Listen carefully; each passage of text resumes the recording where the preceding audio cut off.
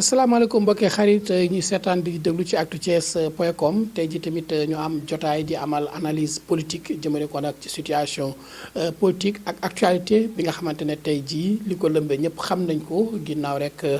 coowal Ousmane Sonko foofu ca salon de massage bu Sweet Beauté foofu ca Sacré-Cœur mu nekk nag loo xamante ne depuis semaine gis ngeen dégâts yi nga xam ne am na ko ci li nga xam ne mooy dégâts matériels mais également ay blessés am tamit ay arrestations te ba léegi jeexagul. mais également fii ci biir Thiès tamit ñu nemee ko fi coowal mburkat donte ni mbir mi am na sax avancement waaye gis nañ ci ay arrestation daan ci ñëw rek ak analyste politique bi nga xam ne moom lañ toogal fii di Mamadou Ndiaye bokk ci parti bi ñu naan APR di Alliance pour la République. njëkkee mooy président Ousmane Sonko ñu koy nuyu di nuyoo Pastef yëpp waaye man dama gis ne dafa juum ci déclaration de presse parce que deful conférence de presse déclaration de presse la def. déclaration de presse bi nga xam ne moom la def da say juum ci communication te dañoo wax ne nag politique moom l'erreur politique tu te paieras cash parce que su fekkee dafa am ab problème bi nekk affaire civile ñu porté ko plainte réew mi dafa am yoon ñu teg ay garde-fou Sénégal xam nañ ñi muy demee ñëpp tribunal moo ne ci kaw fa la mujjee benn nga porté plainte jaar police ou bien nga porté plainte jaar gendarmerie ki mu am problème nag porté na plainte def na soo am ci section de recherche gendarmerie ñu nuyoo sunu frère Abdou Ngom bi nga xamante ni bi mooy commandant bi ak ñi muy liggéeyandool ñëpp léegi su lu fekkee loolu am na moom mu ni day def conférence de déclaration de presse du moins pour wax ca loola man je crois que li ma doon xaar ci moom mooy mu am kóolute boo xamante ni bii segam day def politique te ñoom Pastef ak Ousmane Sonko ñoo ngi def benn erreur bu mag parce que nee nañu wóoluñu justice Sénégal dinaa ci leeral parce que wóoloo justice Sénégal di def politique dina nga bëgg a nekk président de la République ëllëg ban justice moo la war a mën a def jox verdict que ni yaa gagné erreur la bàyyiwuñu ci xel nag ñoom. ñeneen ñoo ngi politique pour war a gagné jëye ëllëg Sénégal te wóoruwuñu justice Sénégal te yaakaar naa Sénégal fii bala nga fa nekk président de la République yaakaar naa je crois que juge yi ñoo la ko jox kon kan moo ko war a fal ëllëg erreur la benn li ma gisoon mooy c'est que affaire civile la man de su doon sama leader jour boobu buy def déclaration xam nga lan laa koy xalaatal mu wax ko ah réew mi de am na lu xew affaire civile la ki mu ko séqal porté na ko plainte bi mu woowee presse bi am courage woo presse bi xam nga leen war a 10 ans des journalistes yoo xamante ne bi ñoo génne seen PV lii moo fa am lépp kooku ñoom lay intéressé dossier dina am procédé am maa ngi ñëw problème bi mooy dama ne man intoxication ak fake news dafa bari waaw non sànq wax nga loo xam ne d'accord naa ci ak yow wax nga sànq loo xam ne d'accord naa ci ak yow mooy justice dafa am indépendance am autonomie mu ngi liggéey bu muy liggéey ñu ñëpp am ci moom kóolute mais problème bi mooy dafa am ay rapport ay PV yoo xamante ne dañ koo publier ci presse bi fan la jaar. rapport boobu est-ce que commandant gendarmerie moo ko publier. waaw loolu mooy problème dama la laaj question bi. dama leen yéen. waaw léegi su fekkoon le commandant même tuuti ma wax la de non pas question mais dossier bi yéen ñoo yor état. dama ni pièce bi laa dul nangu. muy dem ci presse bi. dossier civil la. na leer ça son dossier civil la mais ma tuuti ma rek d'accord nañ dossier civil la mais fan lay jaar ba fii di da am. mooy mel na mais jaar est-ce que am na non mel na lan moo tax nga gëm ni jaar am na. non mel na déclaration patrimoine bu Idrissa Seck dañu xëy rek commencé ratatata génne ko ci presse bi. nañ ñam si dossier bi est-ce que dossier bi. waaw non damay ñëw foofu dama ne la fuite bi am na. nañ ñëw parce que journaliste yooyu nga bëgg a takkal ay journaliste professionnel lañu. ay dañu toog def seen investigation. takkaluma benn journaliste dama ne ndax li journaliste yi wax am na laa wax. foofu laa waxee en tout cas parce que dama ne PV bi déggoo chargé de la communication bu section de recherche wax ko déggoo commandant Abdou Mbengue wax ko kon man je ne pense pas que ni am na. mais gëwuma am na non man parce que lañu génne yow yaa gëm loolu mais man gëwuma ko. mais lañu génne ba tax mais lañu génne ba tax Maodo Malick Mbaye non lañu génne ba tax Maodo Malick Mbaye te non Mamadou dañuy déglu yow yaa may déglu non dama non da nga may déglu parce que yaa laaj bàyyi ma tontu non mais non Mamadou Maodo Malick Mbaye mënta nekk leader nekk responsable nekk directeur général am décret présidentiel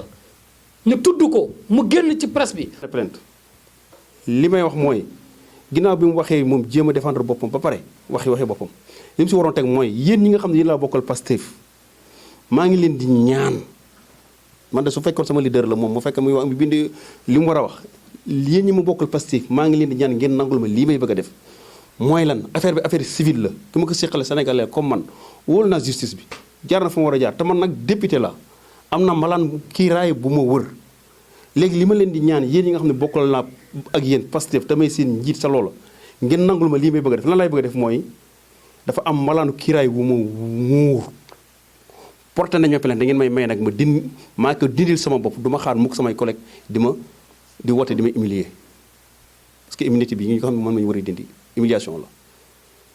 ba muy def déclaration de presse di ko expliqué naan bu mu leen bett que ni ëllëg président assemblée nationale woote pour def loolu mais moo gënoon a xam ne foofu la jëm léegi li gënoon mooy mu waxal ko boppam rendre démission bu fekkee wóolu na boppam que ni li ñu koy jiñ defu ko mu dem mais les gendarmes du ñu ay ennemis ñoom li ñu mën laaj def question def PV tëral mu dem affaire bi day yéeg procureur du ko tëj mënu koo tëj li man mooy confier dossier bi juge d'instruction pourquoi pas yaatee loolu mais su demee ba si biir amul leen man de ba ma ko seetaan keroog du ma la ko nëbb ba muy dem bay wax di wax ba nit bay tudd Macky Sall ni complot la man si laa ni kii man vraiment boo bëggee dégg-dégg man déglootuma li muy wax parce que man nit laa comme moom juddit laa sama rakk la maa ko mag man personnellement bi ma gisee affaire yi bi ñu door am 72 heures yu njëkk yi may gis ci Facebook yëpp moo ko xoolee damay romb jàll mën nga ma koo xool mais bi ma gisee que ni borom sonlo bi mi ngi def vidéo audio boobu di leeral si laa ko déglu la ne kon lii affaire bi sérieux na kon lii lu xew la après si lay door a topp affaire yi mais ma wax boo bëggee dëgg-dëgg rek man au commencement man ko mën ni sax lu am la boo bëggee dëgg-dëgg mais moom même tout may ñëw kon bu loolu amee mu nekk affaire civile waru koo diaboliser li muy gën a garaaw nag président de la République d'accord ñëpp Sénégal gépp ko bokk mooy président moom mooy sama président mooy président keneen xëy na nekk na koo xamante ni bii moom weex na donc lu ñëw waaye tàpp si kawam mais daal moom je ne pense pas que ni en tant que président de la République moo koy jëlee ne ko wa yaa war a dem marché wu ak kii la war a marché kon man ba mu waxee ba tudd président man personnellement man si la arrière dem déglu taxaw ne dégluwutuma sax li des di déclaration de presse boo bëggee dégg. mais président Macky Sall waxu leen bu ko ñooñu partam bu kenn àddu ci mbir mi. sa jamono ba mu koy wax noona là ba li ñu Omar président kii nu mu tuddati Ousmane Sonko di defee déclaration de presse ba fii ngay dégg ngay wax ak yow ñii ñëpp déggoo si waa APR wax si déggoo si waa Benno Bokk Yaakaar wax si waaye nag accusation dafa am comme ni ñu ko waxee léegi nii accusé nañ si ñu bari am na soo xamante ne bii comme ni ñu ko waxee dañuy jaar si tur bi sunu frère la ànd ak moom Benno Bokk Yaakaar di liggéey fii muy Maodo Malick Mbaye dem nañ ba ni mais Maodo la mu waxal boppam leer na du ma si revenir at la sa des nag mooy moom laa dama lay expliquer. mais dañoo jàpp ni complot la boo xam ne dañoo bëgg daaneel Ousmane Sonko parce que gis nañ ni léegi opposition amatul parce que Idrissa Seck fi nekkoon Idi tey mu ngi ci mbir ak soow bi te Ousmane Sonko moo fi des te Ousmane Sonko lépp lu ngeen def mu xëpp ci suuf ba tax na tey da ngeen ko doon wutal bunt pour rek mun koo xupp ngir mun koo dugal nungu siin. mooy pièce boobu laa dul dugg laa wax. pièce complot boobu déggoo ma xam naa dama ne bi may déglu Ousmane Sonko si boppam la président Ousmane Sonko. non attends ban preuve moo am. ban preuve moo am PV bi ñuy wax ne mais PV yooyu ba gendarmerie dina def enquête dossier bi nekk instruction ñu naan ay PV man gëw ma ne PV la. mais Maodo couvre-feu mënta am ci réew am kuy ñëw di jël otoom di yóbbu di yeb di yóbbu di génne ci heure couvre-feu yooyu yëpp dafa nekk loo xamante ne bu ko nit def day fekk mu am autorisation wala mu am boog sañ-sañu def ko ba nga xamante ne bu jàkkaarloo takk der yi daañu ko mën a wax demal wala wàññeekul Mamadou. loolu laa lay tontuwaat man la dossier bu nekk justice nekk en cours du ma si wax kooku ndax am na autorisation amul autorisation les gendarmes dinañ ko wax après parce que dossier ñoo nga sax dama ne man Ousmane Sonko laay wax man en tant que politique laay wax parce que fi mu waxee ñun ay politiciens lañ comme moom fi mu waxee la ñuy tontoo dama ne moom dafa jël dossier bi takk président de la République effectivement moo jiite Sénégal gépp mu ni tëq soxlawul kenn président ne ne rappataay mais nii dañu am xel yi dañuy xalaat. maa ngi ñëw maa ngi dama ne moo droit dem salon de massage non essayé guñu si salon de massage dama ne dañu ñëw foofu Mamadou waaw dama foofu laay xam ne affaire civile la waaw affaire civile la waaw mais tey moom citoyen la Adji Sarr du sénégalaise. sénégalaise la bien sûr. amul droit am problème ni damay porter plainte. waaw mais les dëgg googu ku ko wax Ousmane Sonko du ma koy jox boppam. mais dañoo da ngeen koo boot. maa ngi ñëw xam nga dañoo ne Adji Sarr da ngeen koo boot rogganti ko. xam nga wax nga fii léegi que ni président Macky Sall nee na bu leen wax ci dossier boobu. parce que pièce boobu Ousmane Sonko nekk yow nga bëgg mu see laajaaleel pièce boobu laa du dugg laa wax déggoo ma de moom laa la wax dama ni pièce boobu ñun. mais Adji Sarr yéen a ko boot rogganti Ousmane Seck sa wax la yow. sa wax la yow. non sama wax am nga ci droit mais preuve amagul. Mamadou coow li am. kaaw avocat ba koy yóbbu avocat ba ko takkoon kaaw ko loolu lépp borom avocat boobu ñu taxal mi ngi porté day porté plainte. waaw ko loolu maa ngi ñëw dama réseaux sociaux yi intoxication yi wax Pastef ñoo ngi koy def ñaata la montage yi nga xam ne ñoo ngi koy def ñaata la non dama lay dama ni wax intoxication yi nga xam ne wax Pastef ñoo ngi koy def ci réseaux sociaux yi ñaata la accusation gratuite yi ñuy def ci réseaux sociaux yi ñaata la dama ni nit ñi dañu am xel di xalaat man fi may waxee la Ousmane Sonko fi mu politique man foofu laa koy tontu Ousmane Sonko daa politique na leer mais daf koy juum ci déclaration bi. maanaam moom dafa def li Idrissa Seck defoon rek bi ko Ablaye Wade di convoqué taxaw na wane ni moom feebarul dara dalu ko daal di avertir ne nguur dafa doy waar. il faut mais dem na wuji na justice. waaw wóolu na justice am loolu leneen bul exécuter justice nañ ñëw ci Ousmane Sonko ba pare après ñu revenir ci Idrissa Seck bi dama ni Ousmane Sonko la il est trop malin même mais dafa juum il a fait l'erreur te l'erreur politique te paierait cash. foofu la mbir mi nekk parce que mënoo tey am affaire civile fan la juum mooy foofu laa lay waxee. ñu tuumaal la kilifa nga bëgg nekk président de la république. nga bëgg ne da ngaa violé maanaam da ngaa dem di maase wu bànneex jàpp la ba nga wëlbati ko ci ndaw si. xam nga procédure bi ñaar wax naa ko léegi au commencement mooy benn bi laa doon développé noonu nga dog ma dem ne benn bi foofu la waroon a jaar te man su fekkoon bokk naa Pastef wala Ousmane Seck di wax Ousmane Sonko di wax ak man loolu laa koy xelal bu ma wax ko. gis nga ba fi ma la wax lay jaar mooy moom avant ñu koy dajale député yi di dajaloo naan dañuy dindi miraille Ukraine moom moo waroon a démissionné boppam su fekkee li mu def wóolu na ko. mais kon yéen Ousmane Sonko démissionné ngeen di wut. non pas question jun da ngay déglu mu wax baax dama ne xanaa li mu def wóoluwul boppam li ñu ko takkal xanaa da ko def kon su ma leeree ne man li ñu may takkal wóor na man ni defuma ko te gendarme yi dañoo jàng am xam-xam ami matériel na leer ça Sonko créé avant nga egg justice ñu nga dem sa baro rek su procès di am laa wax gendarme yi enquête rek c'est des professionnels na leer ça Sonko clair léegi wóor na ma ni man li may wax defuma ko mais damay démissionné dem wow leeree ba pare ma dem jëlaat sama place foofu ma beneen bi loolu mooy beneen bàyyi ma del ñaareel beneen bi des mooy bi si des mooy bii su ko deful fële la ñu mujj ji te mooy dossier bi da la leer ne mi ngi en cours député yi ñoo ngi si au plus tard fii ak vendredi dina leer nañ foofu la mbir mi nekk man nag su ma soyoon au lieu que bii di ko dal fee la waroon a dal bu ko leeree ne li ñu ko def li ñu koy jiiñ defu ko fee la waroon a jël boobu mooy bu baaxoon man pour man waaye man miy wax daal keroog ba ma ko déglu boo bëggee dégg-dégg ba muy wax ba tudd président Macky Sall man laa jël samay portable di manipuler continuer parce que déglootuma ko parce que kii xam naa ni li muy wax moom vraiment man personnellement man pare naa si quoi. waaw Mamadou laaj bi daf ma ñor. Mamadou sénégalais citoyen amul droit dem wuti salon de massage di defar di noddanti ko. est-ce que si salon de massage bi yaa ngi si door a laajaat. léegi maa ngi ñëw man nit ki la salon de massage. yaakaar naa ni du benn boobu rek moo fa ne. Sénégal yi bari nañ fi yeneen ak yeneen la ña ko tijji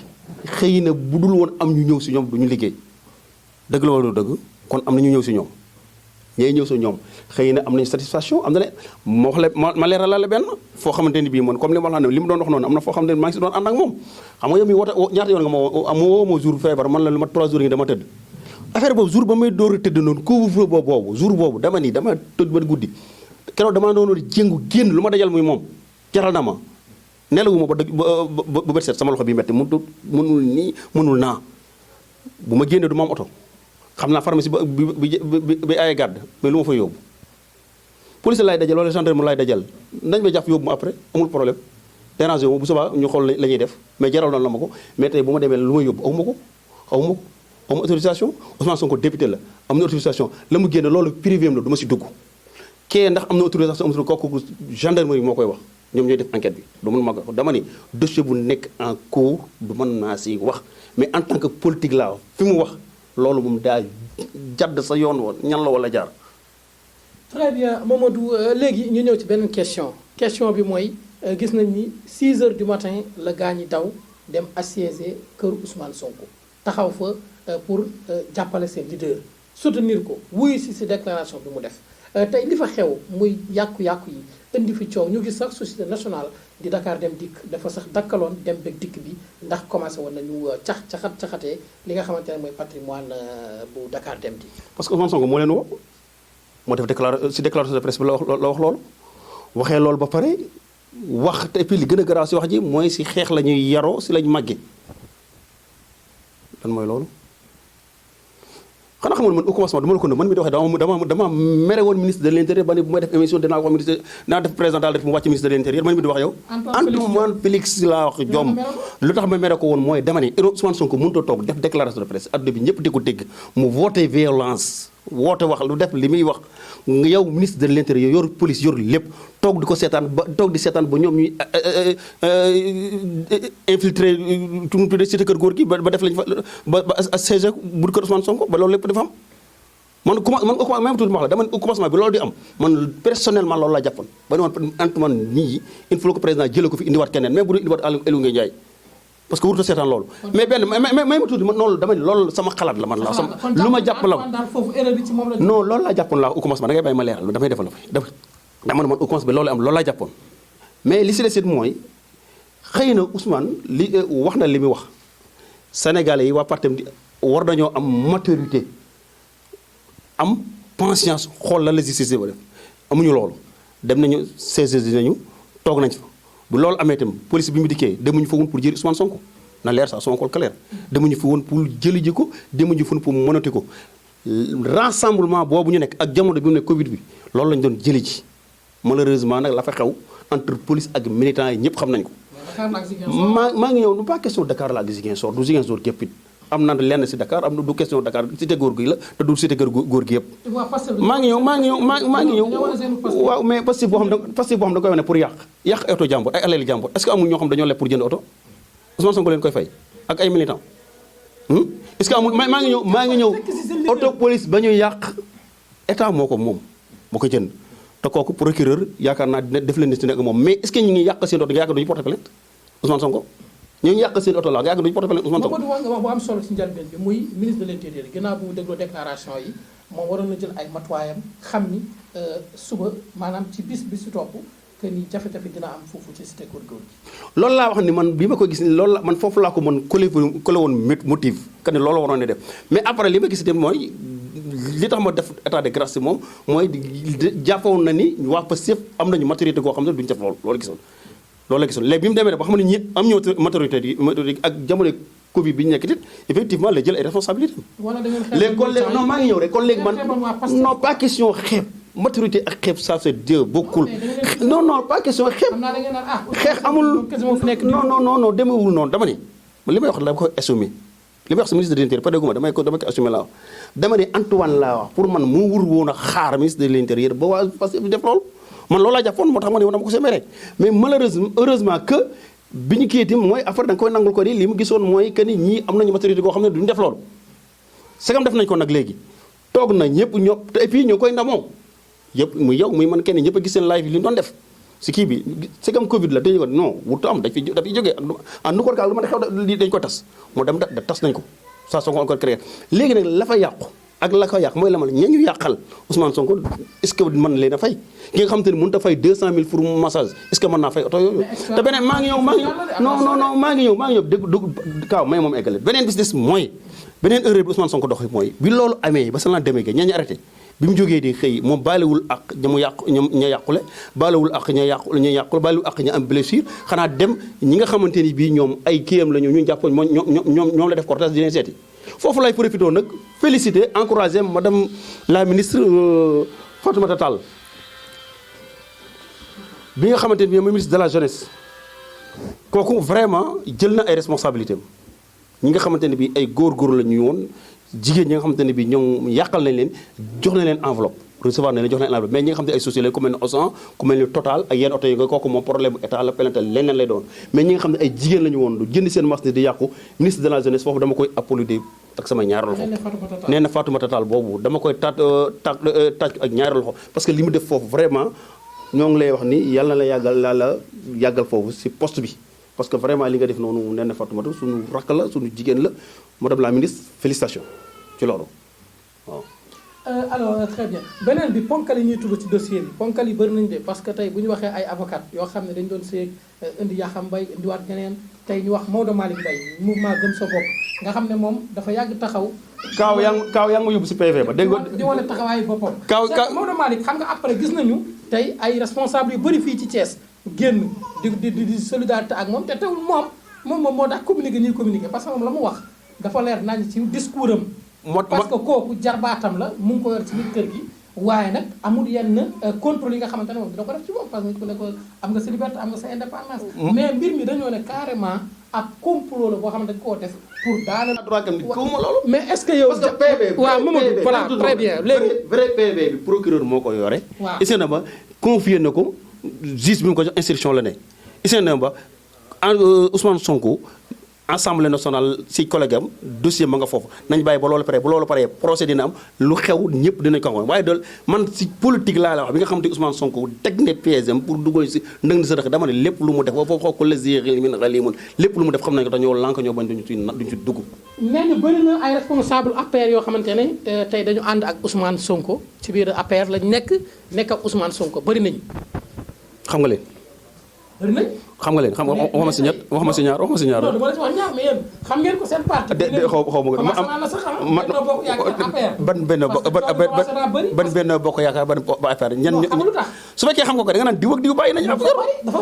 bari man daal man de politique laa def man mi di wax ak yow awma benn ndombo tànk Macky Sall taggaluma benn ndongo tànk affaire taggaluma benn affaire kay ama taggal la bu ndombo tànk ndax am na si ay responsabilités yoo xamante ne bi am naa ko fii ci zone nord centre bi may wootee mais Macky Sall amul lenn benn signature boo xam ne bénéficié wu naa ko waaye su ma demoon tey man ba ma nga bàyyi affaire dinaa jël sama courage wala yow nga ñëw woo ñeneen nga ñëw ma leen bàyyi na affaire kon je crois que ñi nga xam te ne bi ay responsable ku si dem bay bàyyi affaire yaakaar na doo làqatu di ko def di nga ko def kon li si def ay accusation gratuite la mooy li ma la wax ça ne intéresse Ousmane Sonko président en 2024 Ousmane Sonko président en 2024 nañ bàyyi ba génn si lii ba pare exeguñ ci 2024 parce que élection locale des na élection législative des na Ousmane Sonko instruction la jëm nañ bàyyi ba génn si loolu ba pare beneen kilifa nee na dañ nguur gi wala boog coow li ñu yëkkati muy coow Ousmane Sonko dañ ko war a teg ci suuf jàkkaarloog mbas mi bis bu ne ñu gis ay fukki nit di ñàkk seen bakkan cas communautaire yi gën a yokku ci région de Thiès Diourbel Dakar fépp tey ñu gis ni mbas mi daal dafa mel ni dafa am maanaam damay ne dafa am baaxeeku parce que bu njëkk dañ daan dégg sensibilisation mel ni tulleeg màlle waaye bi pa daal la ñu gis ni takk masque daal la ñu gis. waaw loolu autorité sanitaire yi yaakaar naa ne layal nañ ko ndax première vague bi ni ñu si doon sensibiliser nit ñi ak deuxième vague ni ñu si sensibiliser bokkul kooku ñoom ñoo ko jàng ñoo ko xam ñoom la na leer kooku da def beneen bis sax foofu laa lay waxate ne moo tax ma la segam ñun dañoo amul lu ñu mat bu bëgg tubéy nañ li jën si loolu xam nga président c'est pas évident que ni buñ dugg si pièce bi bu si kenn wax nañ def li ñu war a def nekk si li ñu war a def les problème affaire civile la problème justice la nañ bàyyi justice liggéeyal ko bopp te effectivement foofu la si loolu lañ ne foofu toolu la ñu war a nekkatim kon kooku moom close dañuy dem si dossier Mbourkat. Thierno Alassane Sall moom nee na nañu xam ni Macky Sall moom si dundam opposition bokkul ci nguuram parce que képp koo xam ne yaa ngi opposé wu dina fexe ba daal di lay noot daal di lay réduire en néant moom Thierno Alassane Sall nee na mbir yi di xew actuellement wane na ni Macky Sall moom fa mu teg bëtam du 2024 waaye 2035. Thierno Alassane Sall yow mii di wax ak yow bi mu nekkee affaire bokk nga si ñu ko daan couvrir. demal nga demaat si internet bi nga génne vidéo yi mu doon def di wax 2016 rek si oui ou non bi campagne 2016 loolu rek mooy tontom. mooy tontom waaw wax mais Thierno actuellement nii Thiès gis ngeen Thiès coow li bari na. déggoo li ma la wax dama la Thierno pour tontu ko laa wax ne dellul yow Oumar Sarr mi ma jàkkaarloo bokk nga si ñi ko daan couvrir 2016 laa wax. bi muy campagne si oui ou non bi. lam sa doon wax lépp mi ngi si dellul loolu tontu naa ko sa loolu nga léegi mu indi la mu doon wax noonu loolu la gëm wala li mu wax nii la gëm la Mbourkat bi ñu dem si wala. waaw très bien waaw problème Mbourkat bi tey gis nañ ni bëri na ñoo xamante ne ay arrestation la jëmale ko ci ñi nga xam ne ay courtier lañ nekkoon foofu wala sax ay kii ba ci le président du collectif bu Mbourkat di Jules Diémé moom dafa mel ni du sax dafa mel ni jàpp nañ ko mu ngi en garde à vue ndaxte jàpp nañ ni bëri na ay acte de vente yoo xamante ne gannaaw bi préfet tegee commission bi ne nag dina ko defal lu toll ak weer pour ñu def recensement xool ñi nga xamante ne dañ fa am ay acte de vente wala bokk ay lettre d'attribution wala lu ci mënta nekk nañu ñëw signalé wu pour que ñu mën a jaarale mbirum Mbourkat bi ci yoon ndaxte tamit ñoom dañu fee nekkal yoon te defe naa ni yoon la ñu war a dawal tey ñu gis ni mbir mi mu ngi commencé di génn tey ñu gis ñi nga xam dañu nekkoon ci télé yi ak rajo yi def ay plateau di wax mu mel ni ñoom lañ doon wax ak li xew bokkul Mamadou loo ci yaatu. di féliciter président de la république Macky Sall ndax dossier Mbour bi je crois que moom si boppam moo ko jëlee boppam en main kon di ko président jërëjëf si loolu ndax ñenn ñoo xamante ni man naa ne arnaque laa ko tuddee dañ leen a arnaqué dugal leen seen xaalis foo xam ne waru faa dugg